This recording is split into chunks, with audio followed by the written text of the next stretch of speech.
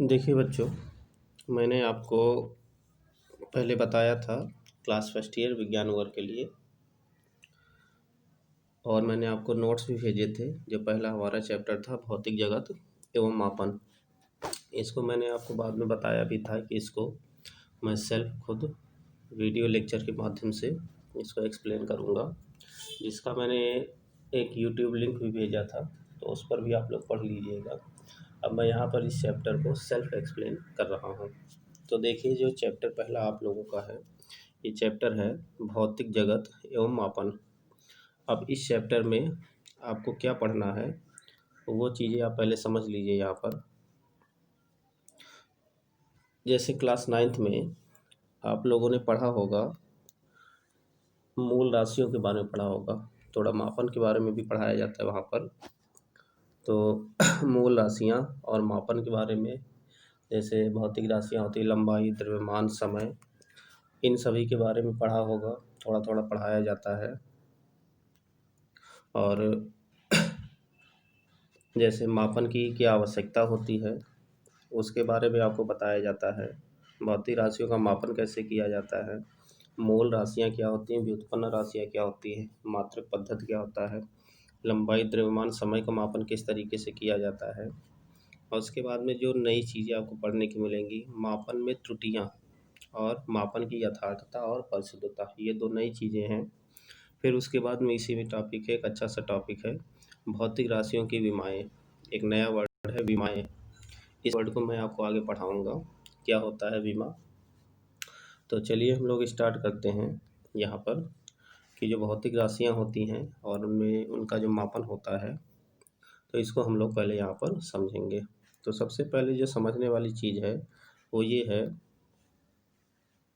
कि भौतिक राशियाँ कहते किसे हैं, या जो हम लोग भौतिक विज्ञान पढ़ते हैं वो क्या होता है, तो विज्ञान क्या होता है। नाइन्थ क्लास में पढ़ चुके हैं आप लोग या छोटी छोटी क्लास में पढ़े होंगे कि विज्ञान को अगर हम देखेंगे तो हमारे चारों तरफ प्रकृति में जो भी घटनाएं घटित होती हैं, ठीक है, तो उन घटनाओं को जब हम लोग उनका अध्ययन करते हैं और अध्ययन करने पर उनसे प्रेक्षण प्राप्त करते हैं, तो क्रमबद्ध तरीके से जो भी प्रेक्षण हम लोग प्राप्त करते हैं, तो उन प्रयोगों से जो प्राप्त हमारा ज्ञान होता है या हमने क्या प्रेक्षण प्राप्त किए हैं, तो उसी को जब हम लोग क्रमबद्ध तरीके से नोट करते हैं तो इसी को विज्ञान कहा जाता है। मतलब किसी भी चीज़ के बारे में, प्रकृति की किसी भी चीज़, जो भी घटनाएं घटित हो रही हैं, हवा चल रही है, क्यों चल रही है, किस दिशा में चल रही है, इसका अगर हम लोग क्रमबद्ध अध्ययन करेंगे, किसी भी चीज़ को गर्म करते हैं, किसी भी चीज़ को ठंडा करते हैं,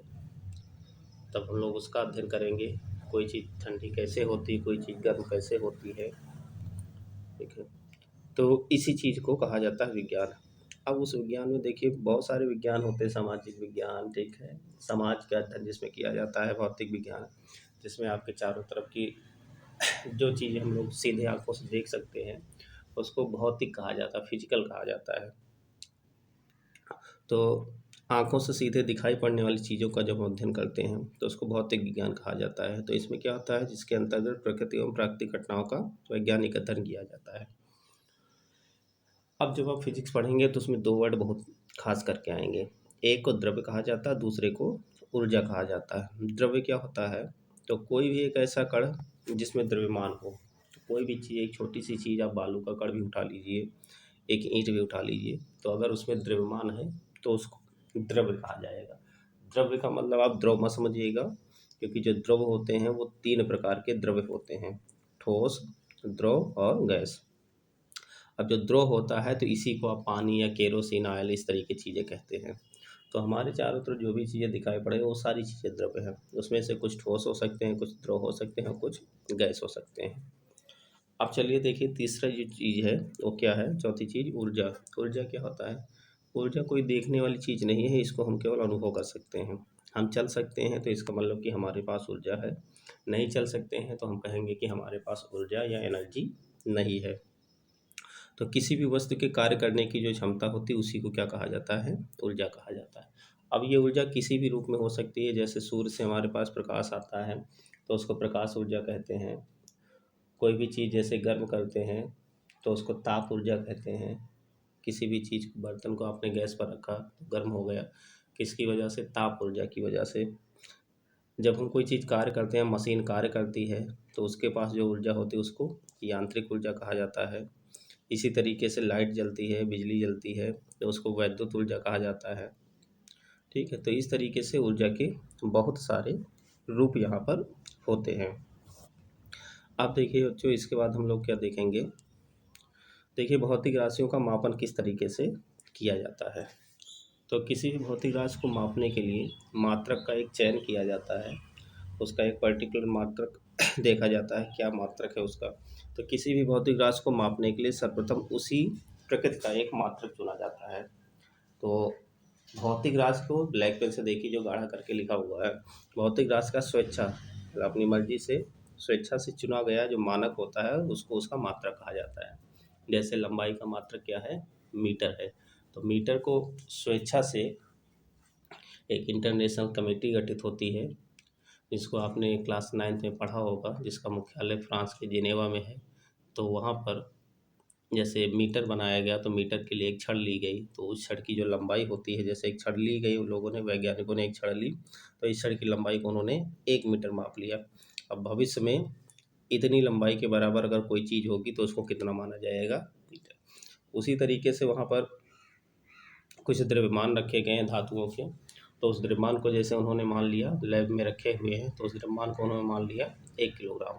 तो इसके बराबर जिसका वजन होगा उसको क्या माना जाएगा? 1 किलोग्राम माना जाएगा। तो अब देखिए आंकिक मान प्राप्त करना। आंकिक मान देखिए क्या होता है, यहाँ से ध्यान से इसको देखिएगा, क्या होता है आंकिक मान। यहाँ पर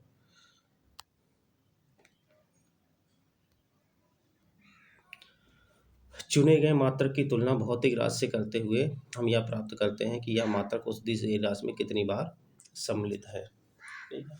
जैसे देखिए, मान लीजिए कि आपको कोई लंबाई नापनी है, तो ये लंबाई है 1 मीटर, 2 मीटर और 3 मीटर। मतलब जब आप लंबाई नापेंगे तो लंबाई कितनी निकल करके आई? तो मात्रक क्या था? मीटर था। अब कितनी बार नाप रहे हैं? 1 बार, 2 बार और 3 बार। तो आप यहाँ पर क्या लिखेंगे? 3। यही चीज़ कहा जा रहा है कि हम यह प्राप्त करते हैं कि वह मात्रक उस दी गई राशि में कितनी बार सम्मिलित है। मतलब कि कितनी बार है? 1 मीटर और प्लस फिर 1 मीटर और प्लस 1 मीटर। मतलब कि कितने मीटर हैं? 1, 2 और 3। तो मीटर जो मात्रक है वो कितनी बार सम्मिलित है? 3 बार सम्मिलित है। ठीक, तो 3 बार सम्मिलित है, तो जो 3 हो गया, ये क्या हो गया? उसका आंकिक मान हो गया यहाँ पर। तो ये है उसका आंकिक मान। अब देखिए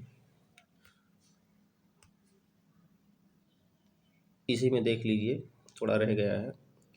इस चीज़ को एक सूत्र के द्वारा लिखा जाता है। किसी भी भौतिक राशि संख्या का जो आंकिक मान होता है कैसे लिखा जाता है?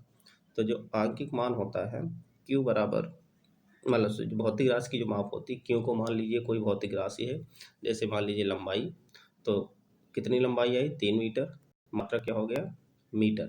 तो जो भौतिक राशि है उसको क्या लिखा? Q। जो आंकिक मान है उसको क्या लिखा? Small n। नीचे देखिए, उसको स्मॉल n से प्रदर्शित किया। जो मात्रक है उसको किससे लिखा? Small u। तो Q बराबर एक मैंने सूत्र बना लिया, n इंटू यू। n को कहा जाता है न्यूमेरिकल वैल्यू, मतलब आंकिक मान। u को कहा जाता है यूनिट, मतलब कि मात्रक। और q का मतलब भौतिक राशि। तो किसी भौतिक राशि को हमको प्रदर्शित करना होता है तो क्या चाहिए? उसका आंकिक मान चाहिए, और इंटू उसका क्या चीज़ चाहिए? मात्रक। ये ध्यान रखिएगा, भौतिक राशि बराबर होता है आंकिक मान और इंटू मात्रक। अब देखेंगे हम लोग यहाँ पर मूल और व्युत्पन्न राशियाँ।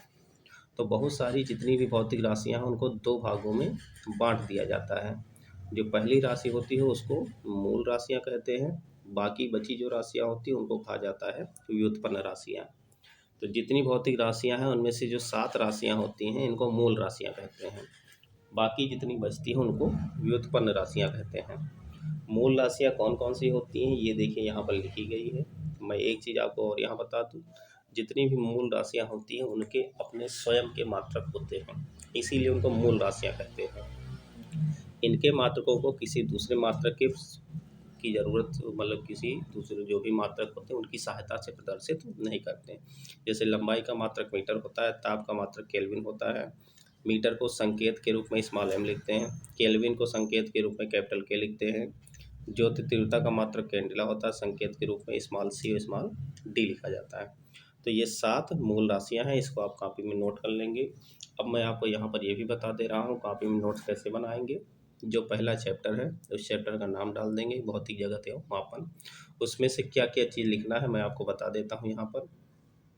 उसमें से आपको जो पहली चीज़ लिखनी है वो आप सिर्फ लिख दीजिएगा भौतिक विज्ञान की परिभाषा, ठीक, समझ लीजिए सही से। और उसके बाद में भौतिक विज्ञान की परिभाषा के बाद में भौतिक राशियों का मापन कैसे मापा जाता है, जो मैंने अभी आपको पढ़ाया है। आंकिक मान प्राप्त करना और Q बराबर N इंटू यू सूत्र जहाँ पर लिखा है उस पेज पर लिखी सारी ये नोट कर लेना। फिर तीसरे पर आप आ जाइएगा मूल एवं व्युत्पन्न मात्रक, इनको आप नोट कर लीजिएगा। जैसे लिखा हुआ है 3 कॉलम बना लीजिएगा, ये मूल राशि लिख लीजिएगा, ठीक है, यहाँ पर लिख लीजिएगा उसका मात्रक और यहाँ पर लिख दीजिएगा संकेत, उतार लीजिएगा, ठीक है। इसके नीचे ये अलग टॉपिक है यहाँ पर। तो 7 मूल राशियाँ हैं, लंबाई, द्रव्यमान, समय, ताप, विद्युत धारा, ज्योति तीव्रता, पदार्थ की मात्रा। इसके बाद में 2 राशियाँ ऐसी होती हैं जिनको पूरक राशियाँ कहा जाता है, इनको भी आप नोट कर लीजिएगा हेडिंग डाल करके। पूरक राशियाँ कौन कौन सी है, पहली है कोण और दूसरी है घन कोण। कोण का मात्रक होता है रेडियन और घन कोण का मात्रक होता है स्टेरेडियन। जैसे आप मैथ में कोण नापते होंगे, ये कोण कितना है मान लीजिए 30 डिग्री, ठीक है, तो डिग्री नापते हैं। तो यहाँ पर हम लोग उसी डिग्री की जगह पर क्या चीज़ प्रयोग करते हैं, रेडियन।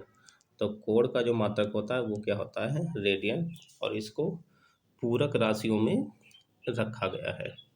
तो इतनी सारी चीज़ों को आप कॉपी में नोट कर लेंगे अक्षर से, जो चीज़ मैंने आपको बताया है, और इसका बारीकी से आप लोग अध्ययन कर लेंगे और मूल राशियाँ कितनी होती हैं इनको याद कर लेंगे। आगे के लेक्चर्स में आपको ज़रूरत पड़ेगी। फिर मैं अगले लेक्चर में आपको बताऊंगा कि जो मूल राशियाँ होती हैं उनमें से लंबाई, द्रव्यमान और समय का मापन हम लोग किस प्रकार से करते हैं, ठीक है।